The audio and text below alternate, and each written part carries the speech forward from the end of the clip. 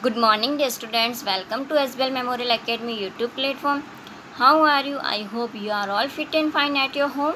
Today is our video for class 9th. Subject Science Chapter 2nd is Matter Around Us Pure.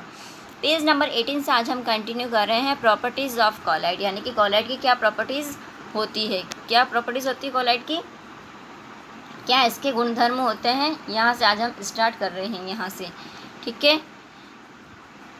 Colloid is a heterogeneous mixture. Colloid का जो mixture है उसमें क्या है, विस्पांगी मिश्रण कह सकते हैं हम इसको। And the size of particles of colloid is too small to be individually seen by naked eyes. Colloid के अंदर जो पार्टिकल्स पाए जाते हैं, जो कण पाए जाते हैं, उनकी साइज़ क्या होती है, इतनी छोटी है कि उनको आँखों से देख पाना असंभव है। उसको किसी न किसी उपकरण की मदद लेनी पड़ती है। फिर आता है colloids are big enough to scatter a beam of light passing through it and make its path visible. ये इतने बड़े होते हैं कि इसमें से जो प्रकाश की जो किरणें फैलती है, जो रेस फैलती हैं, उसमें ये क्या बना देते हैं, जो रास्ता बनाते हैं वो कैसा होता है, हमें दिखाई देता है, वो विजिबल होता है। Okay, they do not settle down which when left undisturbed that is the colloid is the quite stable.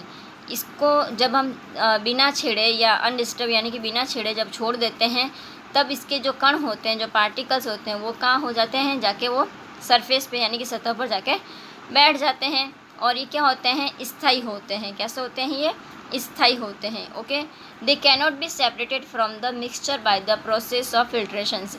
इसको हम छानने वाली प्रक्रिया के द्वारा सेपरेट नहीं कर सकते हैं, बट लेकिन a special technique of a separation known as centrifugations perform activity 2.5 can be used to separate the colloidal particles. ठीक है, अब इसको हम, और इसकी एक विशेष विधि है जिसको हम क्या कहते हैं, कौन सी special technique, separation known as the centrifugation, जिसको हम कहते हैं अपकेंद्रीकरण तकनीक। उसके द्वारा हम क्या कर सकते हैं, इसको अलग कर सकते हैं। अब आता है the components of a colloid solutions are the dispersed phase and the dispersions medium. The solute-like component or the dispersed particles in a colloid form the dispersed phase, and the component in which the dispersed phase in suspension is known as the dispersing medium.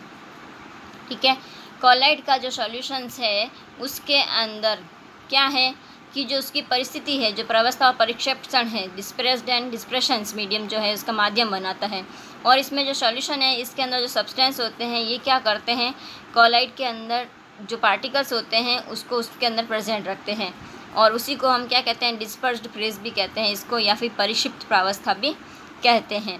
तथा ये जो घटक होते हैं इसके अंदर, जिसमें क्या होता है, डिस्पर्स फेज्ड होता है, इसके माध्यम से ये क्या करते हैं, इसको जब ये प्रोसेसिंग करते हैं तो इसको हम डिस्पर्सिंग मीडियम भी कहते हैं। ठीक है, colloids are classified according to the state solid, liquid और gas of the dispersing medium and the dispersed phase. A new common examples are given in table 2.1. From the table you can see that they are very common everyday life. अब कॉलाइडल को जो ये जो इसका processing का जो medium है, जैसे कि सॉलिड है, गैस है, लिक्विड है, इन सब की जो स्टेट जो होता है, इसकी जो अवस्था होती है, उसमें क्या होता है, उसको हम इसके अनुसार ही इसको डिवीज़न करते हैं, जैसे कि टेबल 2.1 में दे रखा है। ठीक है, टेबल 2.1 देखिए, कॉमन एग्जाम्पल्स ऑफ कॉलाइड्स के कुछ एग्जाम्पल्स दे रखे हैं ये इसके अंदर, आप देख सकते हैं इसको।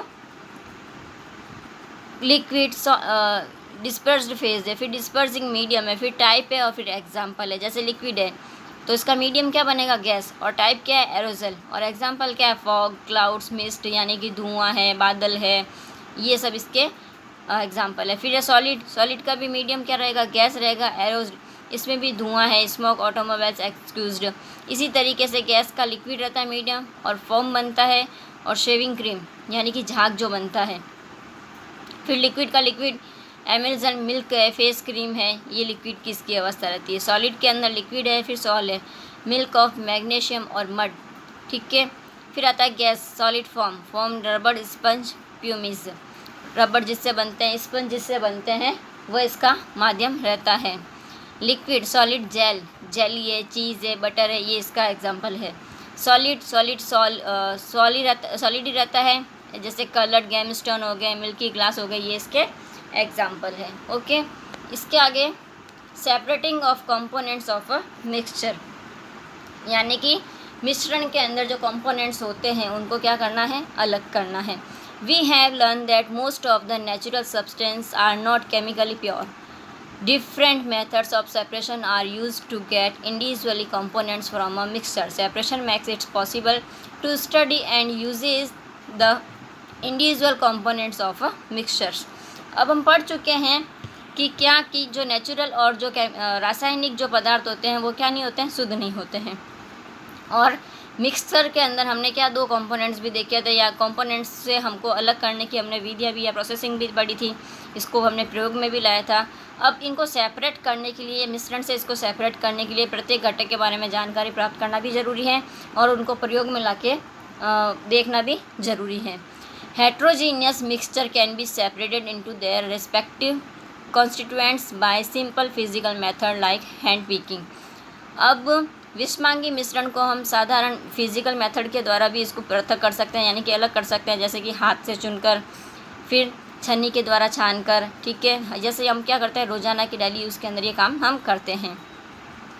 Filtration that we use are day to day life, sometime special techniques have to be used for the separation of the components of a mixture.